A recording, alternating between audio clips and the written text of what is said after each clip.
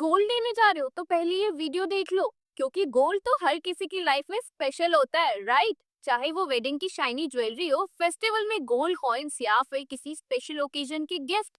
लेकिन क्या आपको पता है कि भारत में हर जगह सोने का भाव अलग अलग होता है? क्या आप जानते हैं कि किस जगह पे भारत में सबसे ज्यादा सस्ता सोना मिलता है?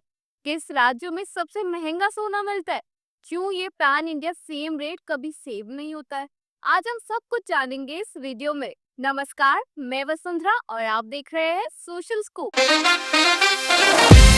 अगर आपको सस्ता सोना चाहिए तो केरला एक ऐसी स्टेट है जहां आपको गोल्ड का प्राइस देखकर सरप्राइज मिल जाएगा। लेकिन सवाल है कि ऐसा क्यों? पहला रीजन है प्रॉक्सिमिटी टू पोर्ट्स। केरला के पास वो सी पोर्ट्स हैं जो इंपोर्टेड गोल्ड को जल्दी और सस्ती तरीके से स्टेट में लाने में मदद करते हैं।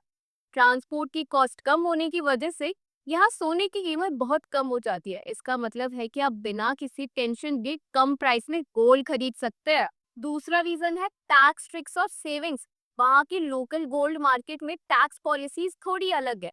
गोल्ड डीलर्स जीएसटी और टैक्सेस बचाने की स्ट्रैटेजीज अडॉप्ट करते हैं और ये सेविंग्स आपको लोअर प्राइस में गोल्ड मिलने के फॉर्म में मिल जाती है, मतलब सस्ती प्राइस में शाइनी ज्वेलरी। तीसरा है high demand and buying culture. Kerala में गोल्ड एक तरह से कल्चर और ट्रेडिशन से जुड़ा हुआ है। वहाँ हर शादी, हर फेस्टिवल में सोना लेना ना एक जरूरी ट्रेडिशन है। हर साल केरला में लगभग 200 से 225 टन सोना कंज्यूम होता है। इस हाई डिमांड की वजह से कंपटीशन के कारण ना सोने की कीमत और भी ज्यादा अफोर्डेबल हो जाती है यहाँ पर। तो जब दिल्ली में 24 कैरेट सोना 7,750 पर ग्राम होता है ना, तो केरला में वही सोना 7,735 में मिल जाता है। केरला के अलावा भी कुछ और राज्य हैं जहां सोना सस्ते में मिल जाता है, जैसे कि कर्नाटका, तमिलनाडु, आंध्र प्रदेश और पश्चिम बंगाल। इन राज्यों में भी लोकल मार्केट कंपटीशन और कंज्यूमर डिमांड की वजह से सोने की कीमत कम होती है। कंपटीशन और डिमांड इन स्टेट्स में प्राइस को कंट्रोल करने में बहुत हेल्प करते हैं। अब बात करते हैं उन जगहों की जहां गोल्ड की कीमत सबसे ज्यादा होती है। दिल्ली और नॉर्दर्न स्टेट जैसे पंजाब और हरियाणा। दिल्ली और नियर बाय स्टेट्स में इंपोर्टेड गोल्ड की ट्रांसपोर्टेशन और कस्टम ड्यूटीज बहुत ज्यादा होती है। इट्स ट्रांसपोर्ट कॉस्ट और लोकल टैक्स की वजह से गोल्ड की कीमत ना सिग्निफिकेंटली इंक्रीज हो जाती है। सोना इंपोर्ट करने में जो कॉस्ट आती है ना, उसमें ट्रांसपोर्ट और कस्टम ड्यूटीज का मेजर रोल है। लोकल टैक्सेस और एडमिनिस्ट्रेटिव चार्जेस भी सोने की कीमत में और ऐड हो जाते हैं। तब तो दिल्ली में इंपोर्टेड गोल्ड को ट्रांसपोर्ट करने और लोकल टैक्सेस के साथ सोने की कीमत 77,550 रुपीज प्रति तोले तक पहुंच जाती है। गोल्ड प्राइसेस में फर्क की वजह क्या है?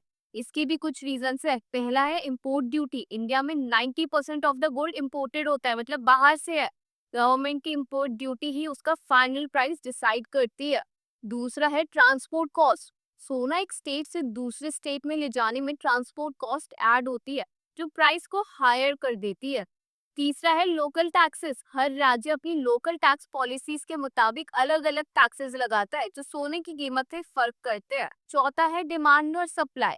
जहाँ डिमांड ज्यादा होती है वहाँ प्राइस एडजस्ट करने की जरूरत पड़ती है, और वहाँ भी कंपटीशन सप्लाई को मैनेज करने में मदद करता है। भारत में सोने की कीमत ग्लोबल मार्केट और इंटरनेशनल एक्सचेंज रेट से भी इन्फ्लुएंस होती है, जैसे dollar rupee exchange rate, international gold prices, global economic trends. ये सब फैक्टर्स मिलकर सोने की प्राइस को डिफाइन करते हैं। अब केरला में सोने की कीमत सबसे कम है, जबकि दिल्ली और उत्तर प्रदेश में यहाँ सबसे ज्यादा महंगा सोना होता है। तो दोस्तों, आपके शहर में सोने की क्या कीमत है? क्या आप केरला जाकर गोल्ड खरीदने की प्लानिंग तो नहीं कर रहे? और अगर ऐसा है तो अपने थॉट्स और एक्सपीरियंसेस कमेंट्स में बताइए, और लाइक शेयर करना बिल्कुल मत भूलेगा। अगर वीडियो पसंद आई हो तो सोशल स्कूप को सब्सक्राइब जरूर कीजिए।